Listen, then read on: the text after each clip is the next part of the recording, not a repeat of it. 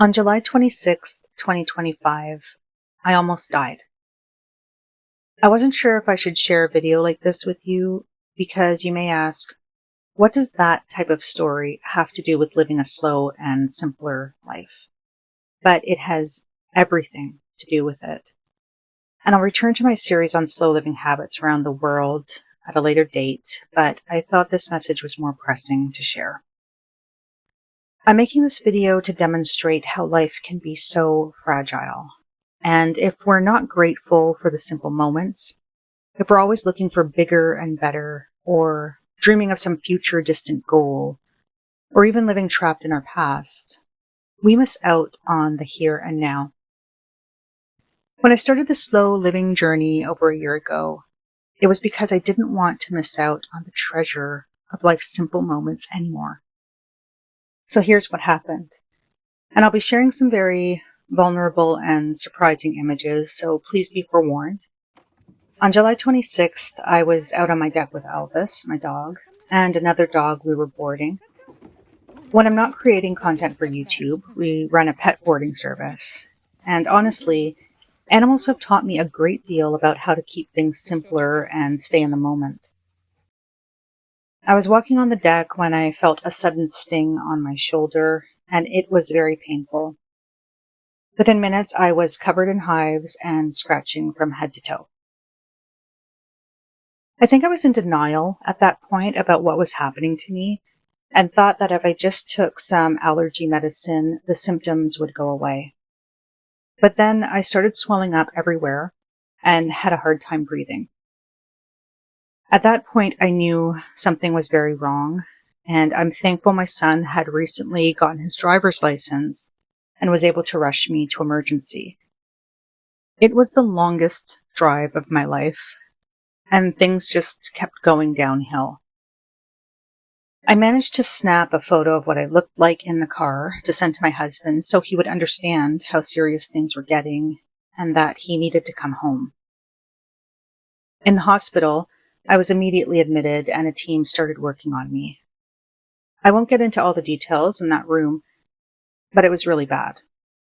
I barely knew what was going on, and after the fact, one of the nurses admitted she had been concerned. Thankfully, the symptoms and swelling gradually subsided, and here are some pictures to get an idea.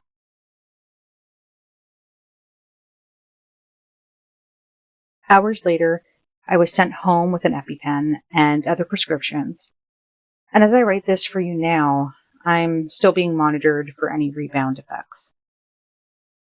That terrifying experience reminded me in no uncertain terms that life can change in an instant.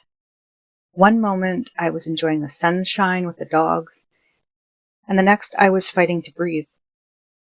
And that's why I say this story has everything to do with slow and simple living.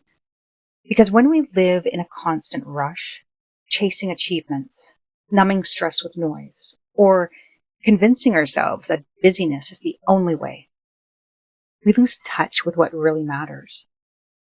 But when you slow down, when you choose to be present, grateful, and attuned to your life as it is today, you begin to see the small, ordinary things as extraordinary.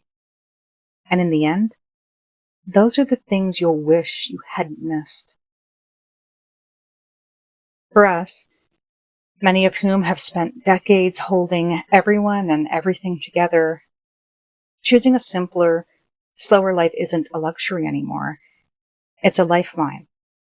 It's a conscious decision to stop pouring ourselves out for things that leave us drained, and instead return to what truly fills us: peace, purpose, connection, breath, and spirit.